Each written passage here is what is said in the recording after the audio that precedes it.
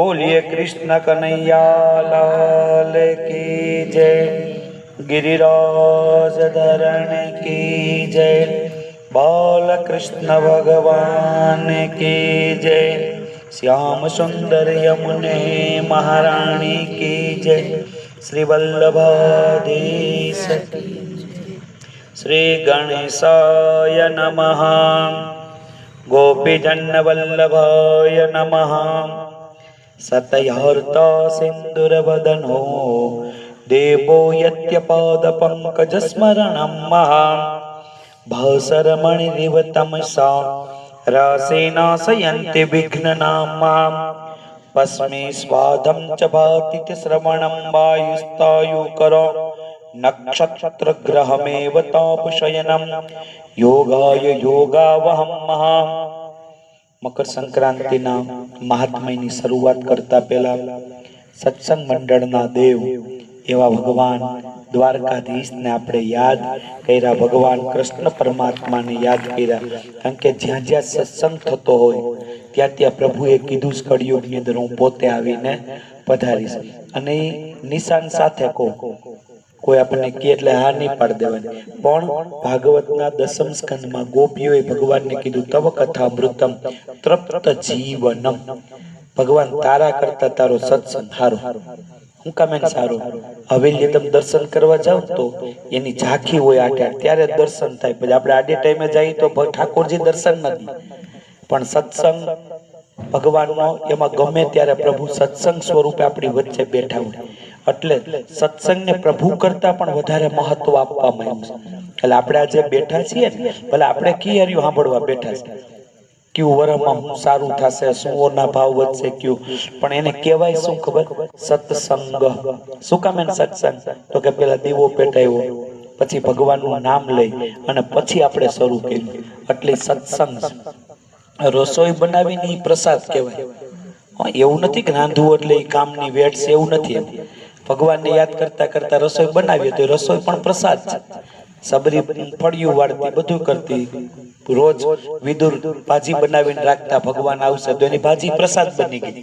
એટલે એવું નથી કે આપણે કઈ સાંભળવા માટે મારું તારું બેઠા છે એટલે આને સત્સંગ ન કહેવાય, એવું મગજમાં વિચારવાનું નહીં. અને આ ભૂતલની અંદર મોટા મોટી કઈ મૂડી હોય તો એ સત્સંગ છે. સત્સંગથી મોટી પૃથ્વી પર બીજી એકે મૂડી નથી, અને આ ભૂતલ ઉપર માણસ કોઈ પણ સાથે લઈ જઈ શક્યો નથી. જો ભગવાનની રચના તો જોવો, આપણા મગજના ચકેડા લઈ જાય. દીપકભાઈ, ઘરે તમારે કેમેરા રાખવા પડે, તાળું રાખવું પડે, ચોકીદાર રાખવો પડે. આ પૃથ્વીમાં ભગવાનને કોઈ ચોકીદાર જ નહીં. માણસ કોઈ અહીંથી ગયો કઈ લઈ જાય હીગો ભેગો જોવો તો કોઈને ખીચાય ચેક કરવાની નહીં, કાંઈ નહીં. કોઈ ન લઈ જાય તો ખગાવાલા લઈ લે, ભાઈ બીટી પહેરીને કાઢી લ્યો. સમજાણું તમને? બધું જ આપણું ભેગું કરેલું, માણસ કઈ સાથે લઈ જઈ શકતો નથી. એક સત્સંગ કેટલી ઘડી કર્યો, ભગવાનની ભક્તિ કેટલી કરી, આનાથી વિશિષ્ટ આ ભૂતલ ઉપર આપણી સાથે કઈ આવતું નથી. એટલે આજે આપણે ભગવાનની કૃપાથી સત્સંગ માટે બેઠા છે. કેવા એવા તા બેન ને આપણે સાંભળવા આવી શક્યા નથી, એવું નથી, પણ આપણા નસીબમાં સત્સંગ લખેલો હતો એટલે આપણે આજે અહીં આવી શક્યા. બાકી તમને કોઈ કેવા આવે ઘરે નીકળો, જીન પ્લોટ માંથી બેહવા આવે તો શું કરવાની? જો એ લખેલું હોય તો જ આપણે સત્સંગમાં આવી શકીએ. ટૂંકમાં માણસો મત આપે એટલે નેતા બને, બરોબર ને? તો આપણને ખબર છે ને, મત આપવો પડે તો નેતા બને. એમ હરી સહી કરે ને ઠાકોરજી તો જ સત્સંગમાં આવી શકાય, એની સહી વગર સત્સંગમાં આવી શકાતું નથી. એટલે આજે આપણે જે સાંભળવા બેઠા છીએ, ભગવાનનો સત્સંગ સાંભળવા માટે બેઠા છે, એમાં પ્રથમ ગણપતિ મહારાજને આપણે યાદ કરવા પડે. શું કામ? એને વિઘ્નને હરવા વાળા પ્રભુ છે. કોઈ પણ જગ્યાએ તમે જોજો, ગણપતિનું નામ લઈને કામ શરૂ કરો એટલે નિર્વિઘ્ન ભગવાન પૂર્ણ કરે. માંડવો રોપણો ન હોય ત્યાં સુધી પ્રસંગની ચિંતા હોય, માંડવો રોપણો, ગણપતિ ભગવાન પધારી ગયા ગાતે વાતે, એટલે પછી પૂરું ભગવાનને કરવાનું, આપણે ચિંતા રહેતી નથી. તો સત્સંગ સાંભળવા બેઠા છે, આપણને એમ આમાં શું વિઘ્ન આવે? અહીં બેઠા છું, ઘરેથી ફોન આવે, હાલ તો જરાક ગામમાંથી મહેમાન આવ્યા તો ઊભું થઈને વહી જવું પડે કે નહીં? ઓલો ભગવાન અટકાવી દે, આપણે શાંતિથી સાંભળી શકીએ. પેલા ગણપતિ મહારાજને યાદ કર્યા, પછી ગોપીજન વલ્લભાય નમઃ, ભગવાન મહાપ્રભુજીને પહેલા યાદ કરવા પડે. કારણ કે મહાપ્રભુજી આ ભૂતલ ઉપર પધાર્યા ન હોત તો મને તમને કોઈને ઠાકોરજી મળત નહીં. ઠાકોરજી આપણને મહાપ્રભુજીએ બતાવ્યા છે 84 બેઠક કરી. આ બેઠક એટલે આપણે બેઠા છીએ મહાપ્રભુજીએ 84 બેઠક નહીં, અવિરત પુરુષાર્થ કર્યો છે. કેવડી મહેનત કરી છે. આપણા ઘરની અંદર આપણને કારેલા ન ભાવતા હોય, ઘરવાળાને ખૂબ ભાવતા હોય તો બેન તમે શાક બંધ ન કરાવી શકો, કરાવી શકો? તમારે હાટું જુદું બને પણ એનું કારેલા બનાવી દેવું પડે કે નહીં? એ જો આપણા ઘરમાં એક વસ્તુ આપણે નવી કરી ન શકતા, એક બંધ ન કરી શકતા હોય તો મહાપ્રભુજીને કેવડું કષ્ટ પડ્યું છે ઘર ઘર સુધી ઠાકોરજીને પધરાવવાનું. એના યાદ હોય ન ઓળખી ગયા, બોલો ભેગા હતા એ નહોતા ઓળખી ગયા.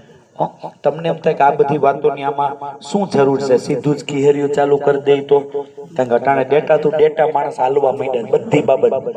લપ ચપ વધારાનું કાંઈ નહીં. સંબંધમાં જો તમે જરૂર હોય એટલા સંબંધ, એમને કાલો ભાઈ ખેંચે જ જાવ, એ બધું પૂરું થઈ ગયું. એ જૂના માણસો તમે ને વાત કરું છું ખબર, મને ખબર છે આગળ તમારે આપણે આજ સાંભળવું ફટાફટ પતી જાય, પણ બેન પાછા ક્યારે સત્સંગ સાંભળશો? અને એ નિમિત્તે બેઠા છીએ તો સાંભળશો, સમજાણું તમે? અને થોડુંક ભગવાનનું સાંભળી પછી આપણું સાંભળશું ને તો આપણું સારું થાહે અને થશે. જેને ભગવાનને સોંપી દીધું ને એનું આ ભૂતલ ઉપર કોઈ દી કઈ અટકું જ નથી. તમે જો ગમે એને લઈ લો, તમે અર્જુનથી માંડીને મન થાય એને લઈ લો.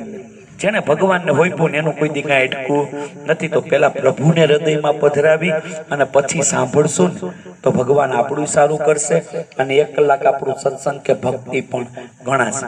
એટલે થોડુંક કષ્ટ પડે તો શરૂઆતનું થોડુંક આપણે સાંભળવાનું છે. બીજું, મકર સંક્રાંતિ એટલે શું?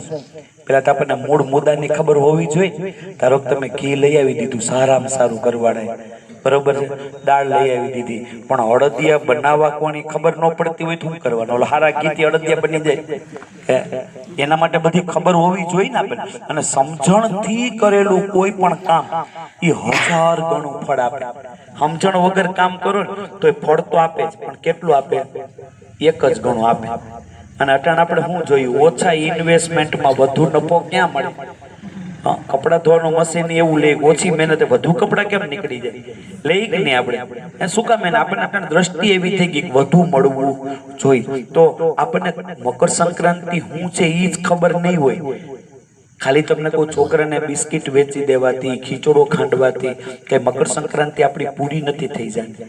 મકર સંક્રાંતિ કોને કહેવાય? આપણી 12 રાશિ દર વર્ષે સૂર્ય દર મહિને એક રાશિમાં પ્રવેશ કરે.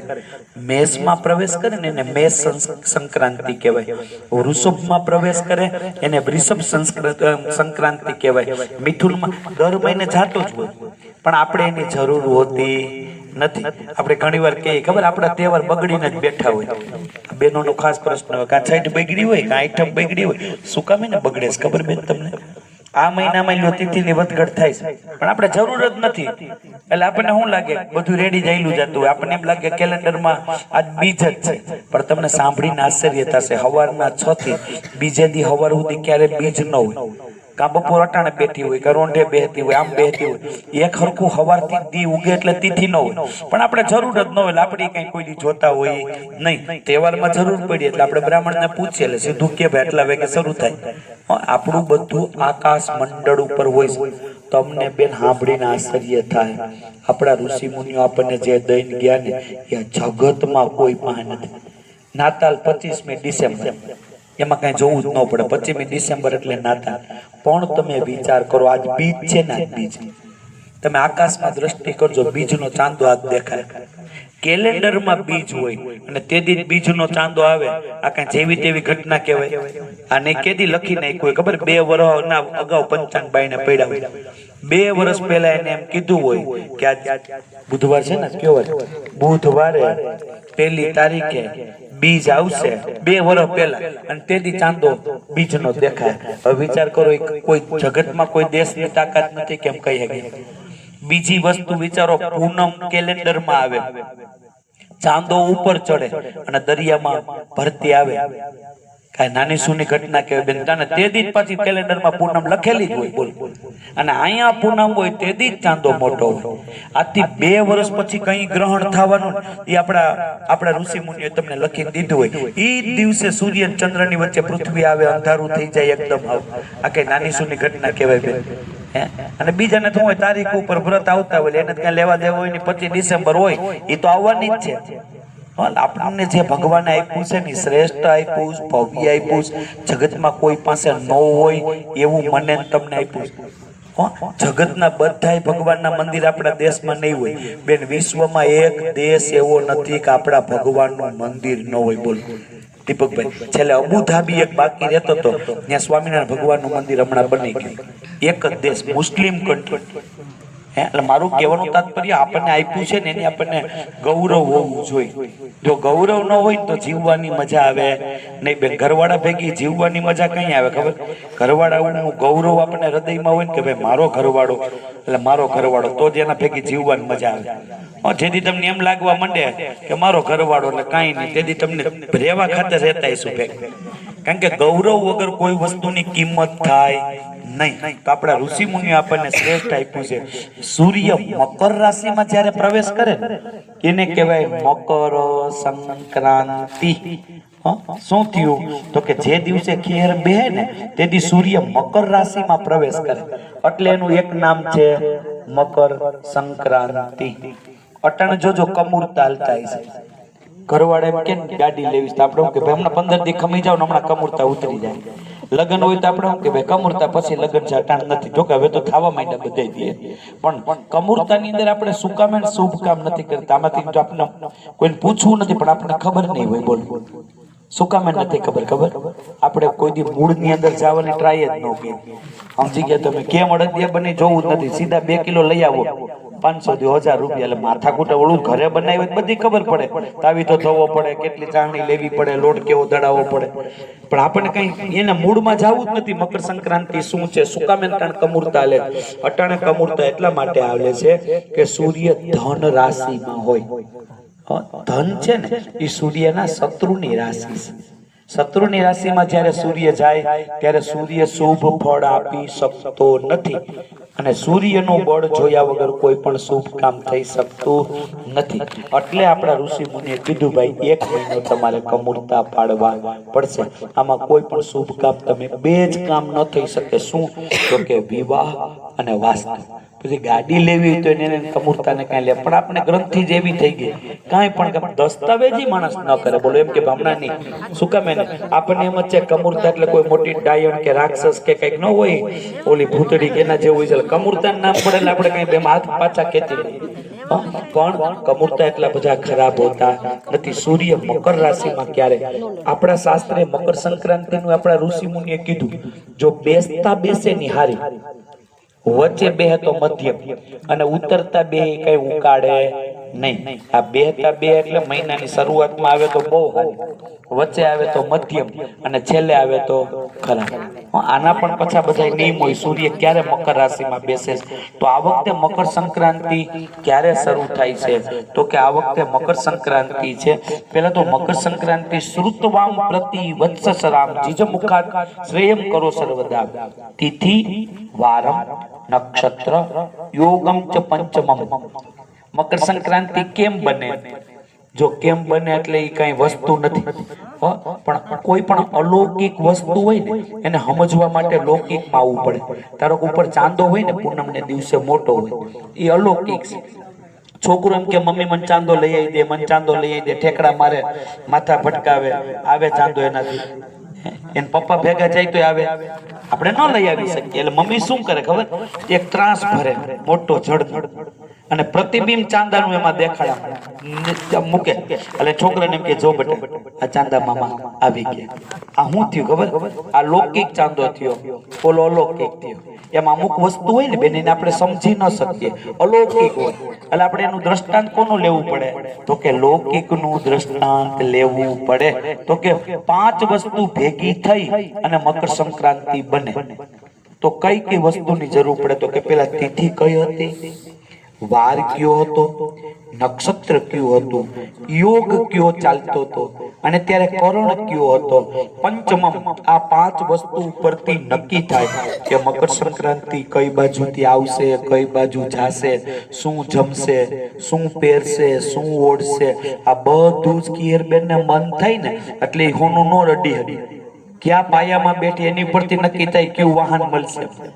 લગ્ન થાય ને બેન એટલે દીકરી લગ્ન કરીને જાય એટલે કે ફોર્ચ્યુનર ગાડીમાં જ ન બેસે, સામે કેવું ઘર છે એની પરથી નક્કી થાય. અલ્ટો છે, સ્વિફ્ટ છે, કારણ કે કેવી રીતના સામે માણસો છે એની પરથી એમ ખીહરબેન ને મન થાય કે મારે સીધી ઓડીમાં બેહું તો એમ નો હાલે. કઈ બેઠી બેન તું? તો કે આ નક્ષત્ર હતું. તો કે તો તને આ વાહન મળે. ક્યાં વારે બેઠી? તો કે તું આજ જમી શક, તને મન થાય એમ જમી શક નહીં. તો 5 વસ્તુ હોવાથી મકર સંક્રાંતિ બને છે. શાસ્ત્રે એમ કીધું શ્રુતવા લાભતે પુણ્ય ગંગા સ્નાન મોફલ લભતે. મકર સંક્રાંતિનો મહાત્મય કેવું છે ખબર? શ્રુતવા લાભતે સાંભળવાથી લાભ મળે, પુણ્ય મળે. કેટલું મળે? તો કે ગંગા સ્નાન મોફલ લભતે. હવે ગંગામાં સ્નાન કરવા માટે હરદ્વાર જાય અને જેટલું પુણ્ય મળે એટલું પુણ્ય બેન આ ખીહેરનું આપણે સાંભળતા સાંભળતા લઈ આવે માનવા. આપણને એમ થાય તો ભાઈ એ સારું જ બોલે બ્રાહ્મણ એટલે એને મળે. આપણને મનમાં ટૂંકમાં ઘરે પોતાના ધંધાનું સારું જ બોલવું પડે, પણ આ મારા લખેલ શબ્દ નથી, આ સંતોના વિદ્વાન માણસોના.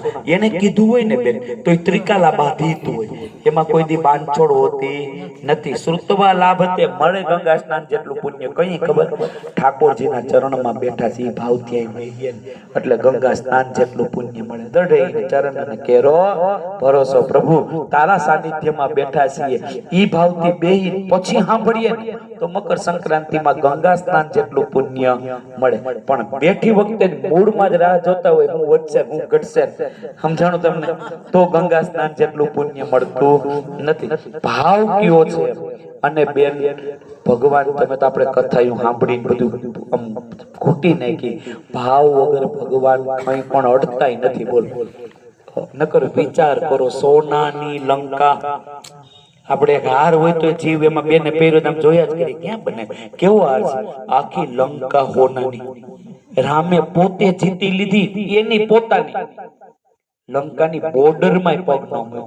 બોર્ડરમાં એટલે સમજો ને પેહાણની સીમ શરૂ થતી હોય છોડવડીથી આવો તો ને આપણે ઓલું ખીજડી ધાર છે ને આપણી સીમ ત્યાંથી શરૂ થાય. સીમમાં પગ ન મૂક્યો ભગવાન. લક્ષ્મણે કીધું ભાઈ 14 વર્ષથી આમના માટા મારીએ ખુલ્લા પગે, કઈ સારું ખાધું પીધું નથી. આપણી લંકા આપણે જીતી. હાલો લંકાના રાજા તમે બનો.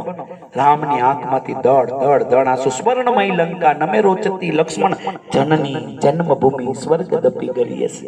લંકા સોનાની છે પણ પાપની છે એટલે ભગવાન અહીંયા પગ ન મૂક્યો. અને મારું કહેવાનું તાત્પર્ય કે તમે સાંભળવા ક્યાં ભાવથી બેઠા? ભગવાન તો ભાવને તપાસ છે. એટલે જીવનમાં ભાવ હોય તો ગંગા સ્નાન જેટલું પુણ્ય મળે. મકર સંક્રાંતિ ક્યારે બેસે? વિક્રમ સંવંત 2081. વિક્રમ સંવંત એટલે આજે જે એક્ઝેક્ટ આપણું વર્ષ બદલ્યું, પણ એ કોનું વર્ષ હતું? ક્રિશ્ચિયનોએ આપણને આપેલું વર્ષ છે, આપણું વર્ષ નથી. આખા વર્લ્ડમાં બધાની સાથે આપણે એક સાથે રહી શકીએ એટલે અંગ્રેજી વર્ષ. અહીંયા આજે 1 તારીખ હોય, અમેરિકામાં 1 હોય, ઓસ્ટ્રેલિયા જાપાન ગમે ત્યાં જાઓ 1 તારીખ જ હોય. કારણ કે બધાને જોડવા માટે ક્રિશ્ચિયન લોકોએ આપણને આપેલું વર્ષ, આપણું વર્ષ નથી. માણસ સમજવા માંડ્યા એમ ઓછું થવા માંડ્યું. જોવો નકર પેલા તો નવું વર્ષ શરૂ થતું હોય તો તમને કોઈ નિશાળોમાં કાર્યક્રમમાં સાન્તા ક્લોઝ બનાવતા નાતાલું બધું ધીમે ધીમે ઘટવા માંડ્યું. શું કામ? એને સનાતનીઓએ ખૂબ મહેનત કરી છે બંધ કરવા પાછળ. તમે જો કોઈ દુકાનમાં લખેલ નહીં હોય મેસેજ બંધ થઈ ગયા નવા વર્ષ. નકર તો તમને કોઈ 31 ડિસેમ્બર તમને કોઈ મેસેજ આવવા માંડે નવા વર્ષની શુભકામના, નવું છે. આપણું આ વર્ષ છે નહીં. આપણું કયું? તો કે વિક્રમ સંવંત. કાર્તક મહિનાની એકમે આપણે જે રામ રામ કરવા માટે નીકળીએ ને એ આપણું નવું વર્ષ છે. પછી અત્યારે જે સંવત્સર ચાલે છે સાલિવાન શાક 1946 ચાલે છે. 1946 ક્યારે શરૂ થાય ખબર? ગયા ચૈત્ર મહિનો બેઠો ને ત્યારે 1946 આપણું હિન્દુ વર્ષ 2 વખત બદલે. વિક્રમ સંવંત અને સાલિવાન શાક. અટાણું 1946 ચાલે. આ ચૈત્ર મહિનો પાછો આવશે ને હમણાં ત્યારે 1947 થઈ જાય. અટાણે 1946 તો 1946 સર્વજીત નામનો સંવંત અને યુવ નામનો સંવંતમ ઉત્તરાયણ ક્યારે આવે તો કે શિશિર ઋતુની અંદર અત્યારે કઈ ઋતુ ચાલશે તો કે શિશિર ઋતુ ચાલે છે બેઠી એની અંદર ક્યારે બેસે તો કે પોષ વદ એકમ અને મંગળવાર પૂનમ પૂરી થઈ એકમ ને દિવસે બેસે છે એટલે વચલા ગાળામાં આવી ઉતરતાય નથી અને બેસતા પણ નથી વચલા ગાળામાં આવી મંગળવારે બેસે છે તારીખ 14/1/2025 14 તારીખે બેસે પણ કેટલા વાગે બેસે તો કે સવારે 8 કલાક અને 56 મિનિટે કેટલા વાગે 9 વાગે ગણી લ્યો એક્ઝેક્ટ આ હાડું થોડુંક આપણે ન સુકામે સમજાય કે આપણે ખેર ઉજવીએ કઈ ખબર દી ઉગે ત્યાં તો આપણે બધા કામ 80% પતાવી દીધા ગૌશાળા જેવન ખીચડાનું દાન પુણ્ય બધું ચાલુ કરી દીધું હોય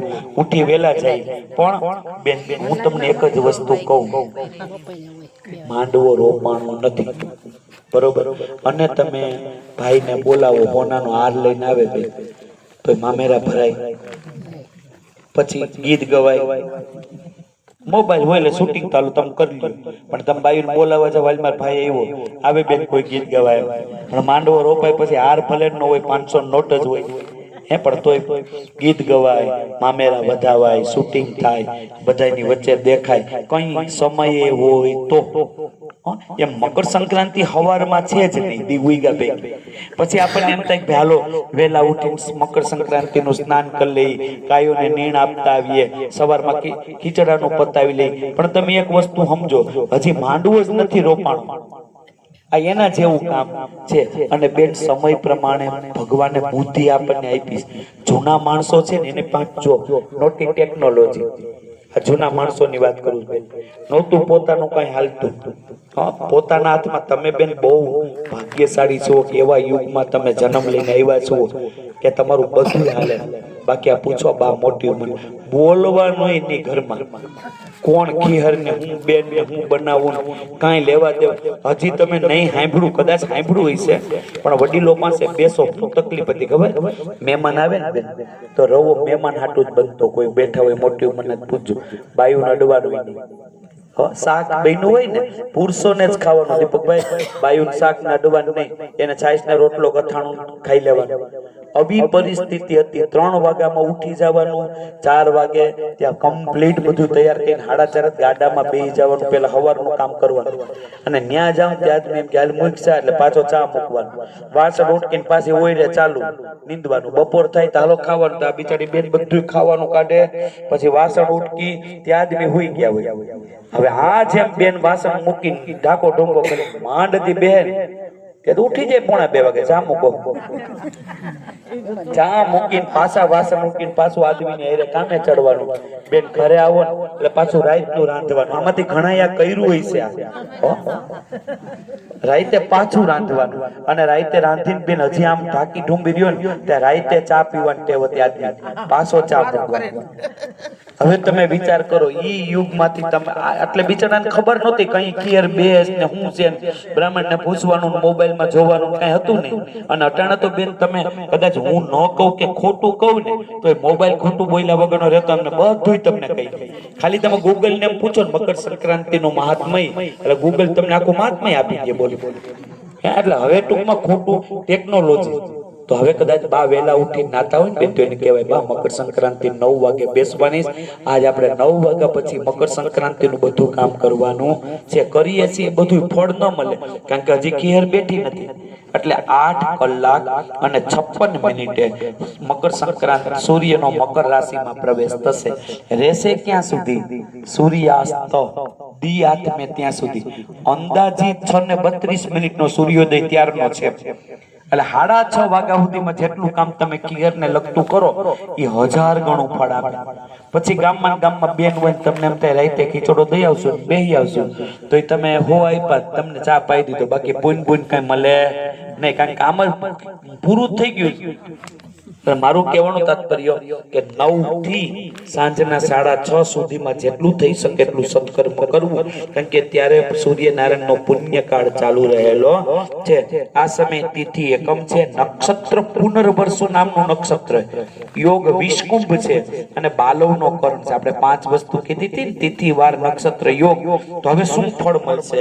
તો કે આ વખતે મકર સંક્રાંતિ 14/1/2025 સવારે 8:56 સૂર્યાસ્ત શ્રેષ્ઠ સમય. મકર સંક્રાંતિ છે ને, એનું વાહન કયું છે? દર વખતે ભગવાન એને જુદું જુદું વાહન આપે. તો આ વખતે ભગવાને મુખ્ય વાહન છે ને, મુખ્ય એ ભગવાને એને આપ્યું છે વાઘ. એટલે સારું વાહન કહેવાય. આપણી ભાષામાં કહું તો બ્રેજાની આજુબાજુ ગણાય, કારણ કે સારું ગણાય એમ. સિંહ આપ્યો તો ઓડી કે ઈ ગણાય, ફોર્ચ્યુનર. પણ વાઘ એટલે નબળી ગણાય નહીં. બહુ સારામાં સારું ભગવાને એને વાહન આપ્યું, ઉપવાહન. 2 વાહન. બીજું વાહનનું નામ છે અશ્વ એટલે ઘોડો. 2 વાહન સારા આપ્યા છે. 2 ભગવાન એને વાહન આપ્યા. 60 યોજનના વિસ્તાર વાળી. એનું સ્વરૂપ કેવું? તો કે લાંબુ નાક, 9 હાથ, 1 માથું અને પુરુષ આકારની છે. કેવું સ્વરૂપ છે એનું? તો કે 60 યોજનના વિસ્તાર વાળી, લાંબુ નાક છે, 9 હાથ આપ્યા ભગવાન, 1 માથું આપ્યું છે, પુરુષ આકારની. જી આકારની સંક્રાંતિ હોય ને એ વર્ગને તકલીફ પડે. જો સ્ત્રી આકારની હોત ને તો બેનોને કામ, ચિંતા, ઉપાધિ, તકલીફ વધારે રહે. પણ મને એમ છે છેલ્લા ઘણા સમયથી પુરુષ આકારની, ઘણા સમયથી, આ 1-2 વર્ષ ત્યાં નહીં, પણ મને યાદ છે ત્યાં સુધી 8-10 વર્ષથી કદાચ વધારે સમય ગયો હોય તોય ના, પુરુષ આકારની જ. એટલે તમે જુઓ એનો પ્રભાવ સમાજમાં દેખાય. તમે શું દેખાય? તો કે પુરુષોને કામ જાજુ કરવું પડે છે. પેલા ઊંધું હતું. શું કામ એને ઊંધું હતું? ક્યારેક ઈ ભાઈ સ્ત્રી આકારની આવી હોય પણ પુરુષ આકારની, એટલે પુરુષોને તકલીફ, ચિંતા, કામ, ઉપાધિ વધારે છે. શું કામ એને? તો કે પુરુષ આકારની છે એટલા. ખાલી આ કામ રીએ એટલો પ્રશ્ન નથી. બેન પેલા જુઓ તમે, આજથી 10 વર્ષ પહેલા ગોતીડો ભરવા આપણે જાતા ને બેન, એટલે મને યાદ છે કુટુંબની 10 બાયું વેલી આવતી રહેતી. અડધા ગોતીડામાં આવી રોટલા બધું બનાવવા માંડવાનું. હાંજે જેટલા રોકાણા હોય એ પ્રસંગ હોય તો મહેંદી બેંદીની તો વાત રહેવા દો, માન ટાઈમ મળતું. અટાણા કન્યા તો બ્યુટી પાર્લરમાં હોય પણ મમ્મી બ્યુટી પાર્લરમાં હોય. બોલો એનું સમજાણું તમને? આપણે સવારમાં પૈડું સીચો 4 વાગે જાય ને, 4 વાગે આપણે બ્યુટી પૈડું સીચવા જવો, છોકરીઓ 4:30 સુધી હોય અને વરની માં બેન તમને કોઈ આવી ન હોય, 4:20 થઈ જાય. સમજાણું તમને? પણ પેલા એ કઈ હતું નહીં. બિચારી માંડી ઢાકા ઢુંબા કામ કરીને સીધું પૈડું ખંભે ચૂંદડી નાખીને પૈડું સીંચી લેતી. ખબર જ નહોતી હું તૈયાર થાવ. પણ પુરુષ આકારની. એટલે હવે બધી પ્રસંગમાં ચિંતા જોજો આદમી નહીં.